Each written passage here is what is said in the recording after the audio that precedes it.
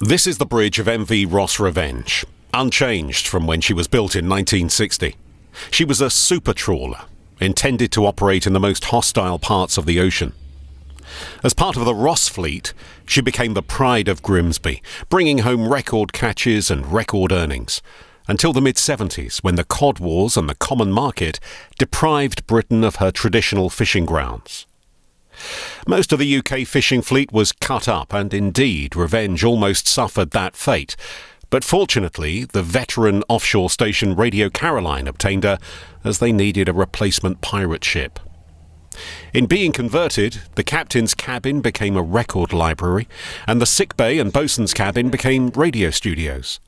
Radio transmitters were placed in the fish room, along with a power station, to make the required electricity.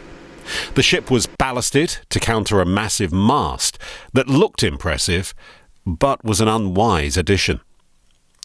This new career for the Revenge was eventful, as she had to be placed in an exposed anchorage, while the 1987 hurricane collapsed the tall mast and nearly capsized the ship.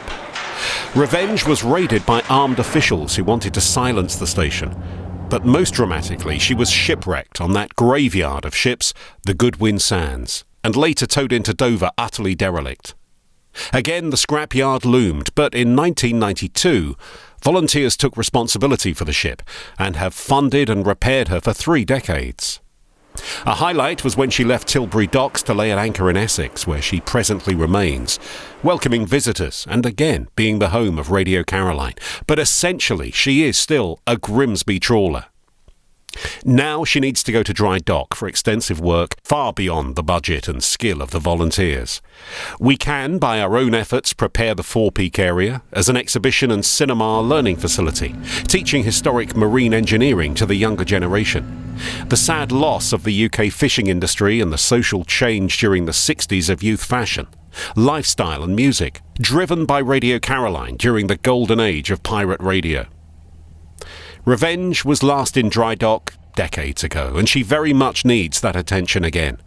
The volunteers can and will work on reviving machinery that has not been operated for years, but hull repair, new anodes, new sea valves, proper preparation and repainting with modern materials must all be done professionally, as must inspection of the rudder and propeller if our budget allows. The matter of cost is an open-ended question. Maybe there is no upper limit to what could be spent on the ship, but the essentials are the repair and protection of the hull and topsides to ensure that the ship has watertight integrity. This will give us years of breathing space. So if you'd like to help save the world's last surviving and working radio ship, please go to the following address to make your donation.